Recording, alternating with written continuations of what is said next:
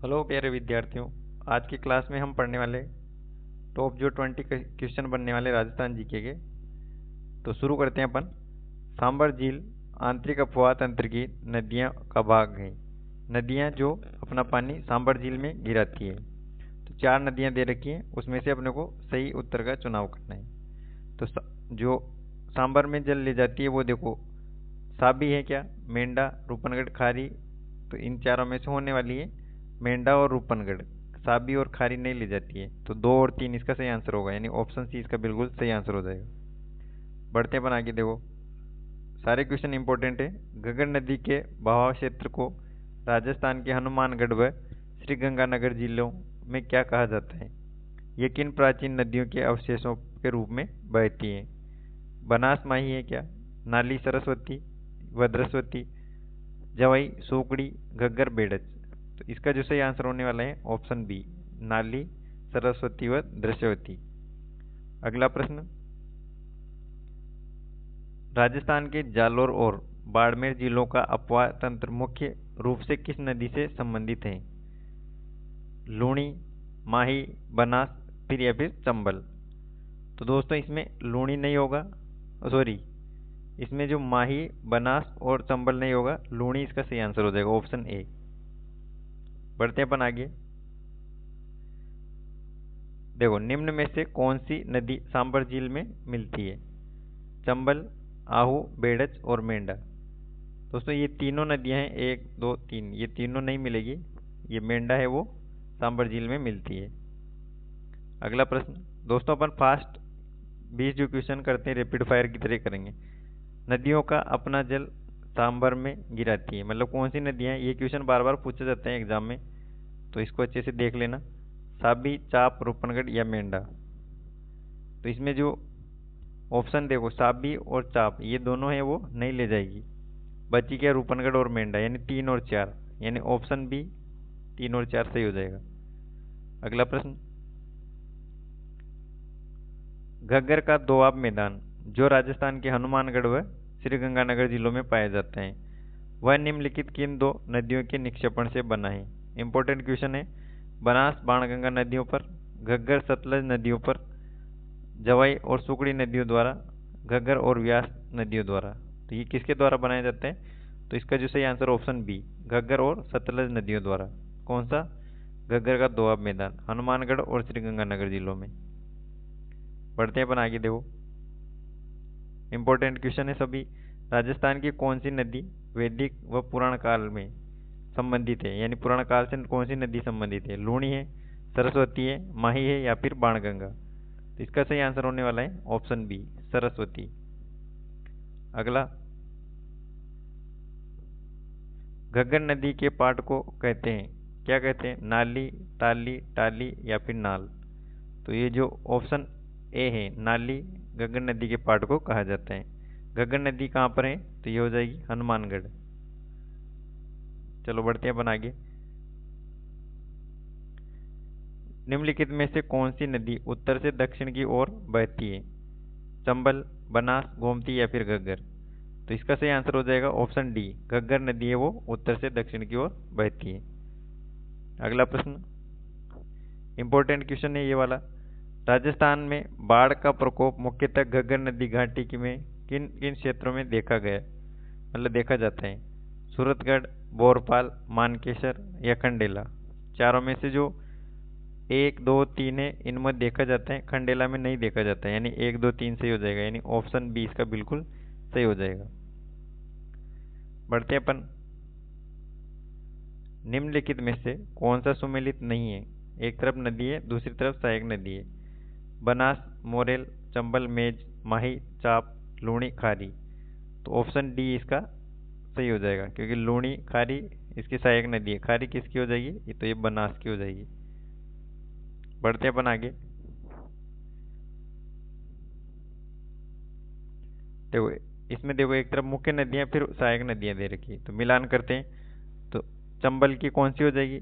चंबल की हो जाएगी सिवान और परवन। तो देखो इसमें ए में बी कहाँ आ रहा है? देखो एक ही जगह आ रहा है, एम एक में बी पहले वाले ऑप्शन में, यानी ऑप्शन ए आगे मिलाने की जरूरत ही नहीं है। देखो माई में फिर हो जाएगा सी, साबरमती में हो जाएगा डी वाकलतमती, बनास की हो जाएगी खारी और बांडी। C D A, option A बिल्कुल सही हो जाएगा। ऐसे क्वेश्चन दोस्तों बहुत ज़्यादा पूछे जा रहे हैं। अगर वीडियो पसंद आए तो लाइक और चैनल को सब्सक्राइब कर लेना। डेली अपनी जो क्लास है वो अब से 9 बजे सुबह मॉर्निंग में आएगी। ये कौन सा सुमेलित नहीं है? नदी, सहायक नदी, बनास कोठारी, लूणी सागी, काली सिंध, आहू, माही, वाक्कल। तो ये देखो ऑप्शन डी इसका बिल्कुल गलत होने वाला है, यह सुमेलित नहीं है। वाक्कल इसका सहायक नदी है, माही की नहीं है। ठीक है, चलते हैं आगे। देखो एक तरफ दे रखी है पहाड़ियाँ, दूसरी तरफ दे रखी है नदियाँ, मिलान करना है इसको। तो देखो खमनोर की पहाड़ियाँ हो जाएगी बनास में, गोगुंदा हो जाएगा बेड़च नदी से, बेराट कहाँ है? बाणगंगा में। देखो अगर बाकी कुछ नहीं आ रहा ना तो भी देखो ऑप्शन सी का अगर आपको बताएं, बेराट पहाड़ियाँ तो बाणगंगा से, तो ऑप्शन डी में देखो सी में एक ही जगह 4 दे रखे हैं, ऑप्शन ए में सी में 4 एक ही जगह आ रहे हैं, तो ऑप्शन ए इसका सही आंसर वैसे ही हो जाएगा। चलो बढ़ते हैं आगे। इंपॉर्टेंट क्वेश्चन है, देखो साबी नदी, बेड़च, कांतली, ओटारी।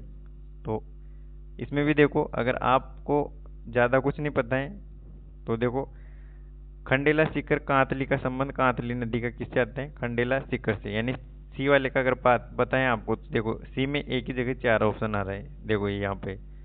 ठीक है, साबी कहाँ हो जाएगी? सेवर भरतपुर, सेवर की पहाड़ियाँ। बेड़च कहाँ से हो जाएगी? ऑप्शन बी यानी कि गोगुंदा में, और कोठारी दिवेर से, यानी कि सी ऑप्शन इसका बिल्कुल सही हो जाएगा। बढ़ते हैं आगे। निम्नलिखित तथ्यों के आधार पर राजस्थान की नदी की पहचान कीजिए।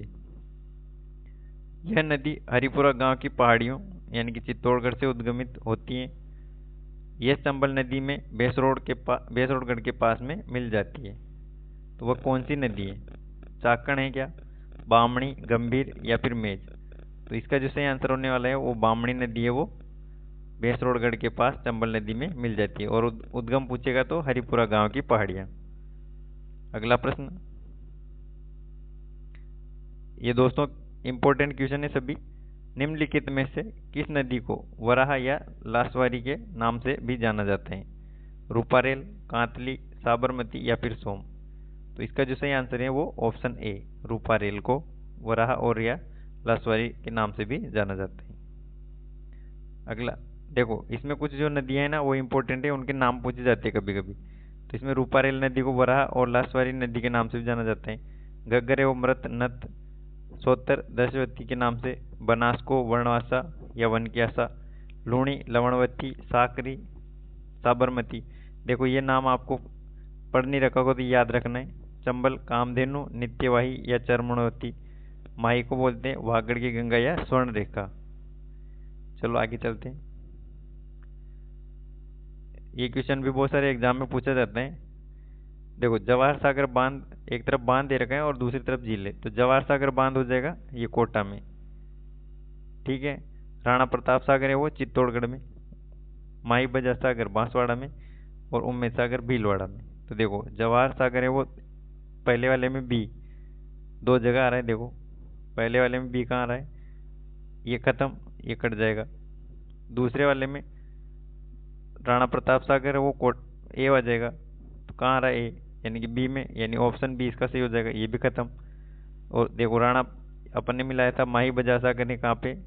एक ही पता है तो भी हो जाएगा। देखो एक ही में सी आ रहा है, 4 में सी, तो ऑप्शन बी इसका सही आंसर हो जाएगा। ऐसे एलिमिनेट करना आना चाहिए तो आपका क्वेश्चन जल्दी सोल्व हो जाएगा। देखो एक ही जगह सी दे रखा है तो ये सीधा हो जाएगा, बाकी पढ़ने की जरूरत ही नहीं है। ऐसे क्वेश्चन में टाइम बच जाते हैं। देखो ये इंपॉर्टेंट क्वेश्चन है, और ये हाल ही में जो वनपाल का एग्जाम हुआ था उसमें ये पूछा गया है कि चंबल नदी पर निम्नलिखित बांधों में से कौन से राजस्थान में स्थित है? कोटा, बैराज, गांधी सागर बांध, जवाहर सागर बांध या राणा प्रताप सागर? तो इसमें जो गांधी सागर बांध है वो कहाँ पर है? ये एमपी में, यानी कि मध्य प्रदेश में। बाकी जितने बांध है कोटा, बैराज, जवाहर सागर, राणा प्रताप सागर, ये तीनों राजस्थान में हो जाएंगे। तो 1 3 4, 1 3 4 ऑप्शन डी इसका सही हो जाएगा, बाकी किसी में नहीं आ रहा। देखो अगला प्रश्न देखो, रूपनगढ़, मेंढा, खारी और खंडेला मौसमी नदियां किस झील में अपना जल उड़ेलती हैं? फलोदी झील, पचपदरा, सांबर या डीडवाना? ये क्वेश्चन बहुत बार पूछा जाता है एग्जाम में। सांबर झील। देखो, इंपॉर्टेंट क्वेश्चन है सब। वर्ष 2019 में राजस्थान की निम्न में से कौन सी झील बड़ी तादाद में पक्षियों की मृत्यु को लेकर समाचारों में रही है? कौन सी रही है? केवलादेव, आना सागर, सांबर या फिर नक्की? इस क्वेश्चन का आंसर आप दोस्तों कमेंट करो, क्या होगा इसका सही जवाब। और वीडियो पसंद आया तो चैनल को सब्सक्राइब कर लेना और वीडियो को लाइक कर देना और अपने दोस्तों के साथ जितना हो सके शेयर कर देना, क्योंकि जितने भी क्वेश्चन दोस्तों आपका आने जितने एग्जाम होने वाले राजस्थान में सीईटी का, अपना जो मेन फोकस है वो सीईटी पे रखेंगे। तो आज के लिए इतना ही, मिलेंगे कल फिर कुछ नए प्रश्नों के साथ में। तब तक अपने स्वास्थ्य का ध्यान रखें और पढ़ते रहिए सांवलिया राज जीके के साथ में। धन्यवाद।